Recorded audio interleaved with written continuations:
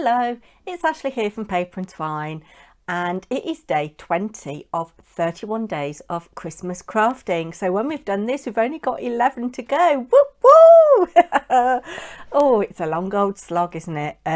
Thank you if you're still with me. I think it's done me a bit of damage, but hey ho, I'm enjoying it, all things being said. So we're going to try and do a quick make today.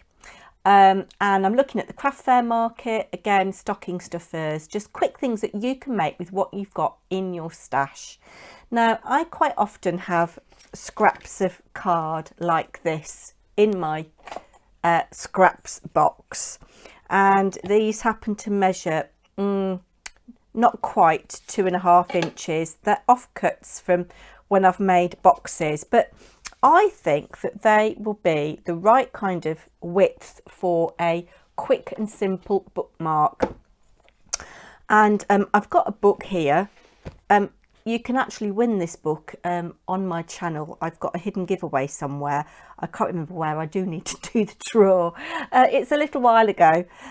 So this book is about 7¾ inches. So I'm thinking bookmark. What do we want? About 7 inches, do we think? Or do we want them shorter? I've got 2 8x8 paper pads here that I'm going to look at. I think they're 8x8 anyway. Actually, maybe this is 6x6. Let me just measure. Oh no, it is 8x8. Yeah, you get a big branding strip with the graphic 45. Yeah, that's 8.5. You get ½ an inch branding strip. Yeah, so we're going to do one together, and then I'm going to show you one that I have made. So I'm going to cut these to about 7 inches. I'm going to leave them at the width that they are. Let's just move my book out of the way. So I'm just cutting these. And of course, I shall keep these scraps for something else. So they're about 7 inches, which I think should be all right. And just to make them look a little bit more special, I'm going to round my corners on. You could do just the top, but I'm going to do all 4 sides. And as I say, this is a good way of using up scraps. If you make a lot of boxes like I do, you find that you get a lot of strips. And this is a good way of utilising them. And if you do craft fairs, a way of making money out of it. And quick to do, hopefully, she says. And using up those scraps, using up those pretty papers. I'm going to use paper today, but of course, if you had time and inclination, you could make an inky background like we did yesterday. Oh, talking of which, see, I'm waffling already. Here's our little box that we made yesterday. It was quite dark when I finished. So yeah, and I've just trimmed that Lurex down a bit, but it's giving off a really nice smell. Sorry about that. Yeah, so there are 2 substrates for us to work on. I'm just going to measure again. So this is about 2 3/8, I think. Yes. So I'm going to cut my paper 2 1/4 wide. And if it's 7 inches long, I want it 6 7/8. You could do a bigger border if you wanted to. Now I'm going to do a male one and a female one, just to show you what's what. But we're going to do the female one together. And I thought I would use, because reading is all about being not creative as such, but imaginative. You know, you have to imagine the scenarios, the characters, the situations, the plot. You know, your imagination is sparked, isn't it? So I thought that this Imagine paper from Stamperia would be lovely for this, and would give a beautiful vintage vibe Now, see, I'm liking this here with the dream, do what you love. I like that. So that's a possibility.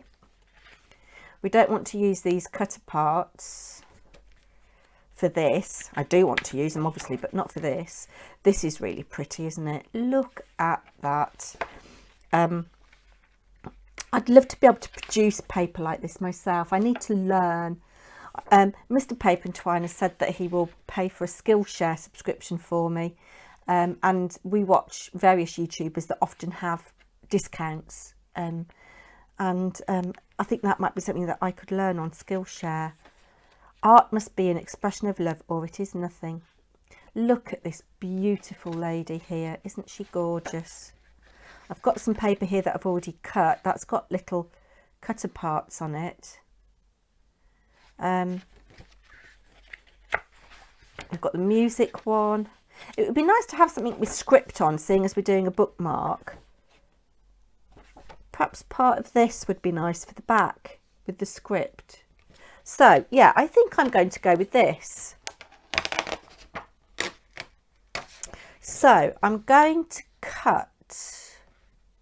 I'm just going to roughly eyeball it, and you don't need to see me cut, so I'll pause you.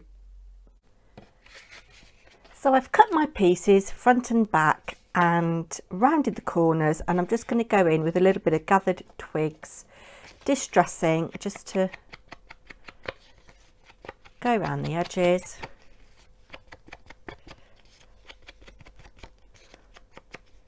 And, you know, just use whatever paper you've got in your stash. I was thinking you could personalise these by putting people's names on them. If you know they like a favourite author, you could put together your own collage paper maybe of book covers of their favourite artists, favourite authors, and cut those down to size. I thought that, you know, that might be quite a nice thing to do. But because we just want really quick Secret Santa gifts, stocking stuffers. If you were giving a book to somebody, this would make quite a nice little accompaniment, wouldn't it?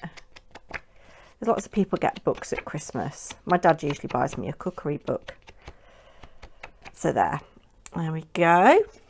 I just wanted to show you, I selectively chose the bits of paper that I wanted for both bits. I think you saw me decide on this bit. I think this is going to be my front. Make sure we've got this the right way up. This is going to be the back. I cut down some slithers from the right hand edge of this page to get it to kind of have this do what you love roughly in the centre. Of course, these little slithers will not be going to waste. They will be going in my slithers pot, which I need a bigger one of actually. I think I'm going to, next time I use a big jar of passata, I'm going to upcycle that for my scraps, because the toilet roll, the empty toilet roll core is just not doing it at all. So those aren't going to waste, and these little bits will be going in my little tiny scraps bit, because you just never know. I mean, that could be, you know, the bottom of an ATC, you know, and these papers are just so beautiful and they're so expensive, aren't they, that we want to make the best of them. So this is what's left of the front sheet, and you can see how we've cut that down. It's a shame I couldn't get all of the art on, but never mind. And then I cut this piece. I wanted to save this on the reverse, so we're using this side, and I wanted to save this motif and this motif, but I knew that I wanted that little bit, so I think that's how that works, something like that. So be selective in what you want to use of your papers. Pick the, pick the juicy bits, as it were. And all we're simply going to do now is glue this on. So using my collal, because again, this will add strength to the little bookmark, and hopefully it'll last a long time. I don't suppose she's watching, but when Abigail, Handmade by Abigail, entered my giveaway challenge way back whenever it was, she included a bookmark, and I do use it all the time. So that's that. I'm just going to let that just settle a minute, and what I'm going to do is punch a hole at the top. And because my hole punch is not behaving itself, I'm just going to do 2 layers. She says I should be able to do this. There we go. I think it's jammed with lots of little bits of, I can hear them rattling in the handle. Yeah, I'm just going to do 1 layer at a time, and then make sure that this is the right way up. So that's my top where the hole is, and this is the right way for my text.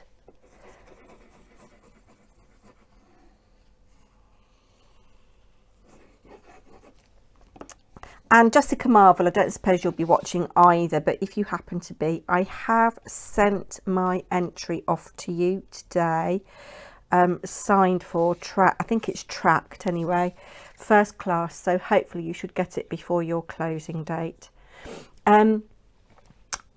Changing the subject, well, going back to the bookmark thing, I know that Anne Melvin uses a laminator a lot.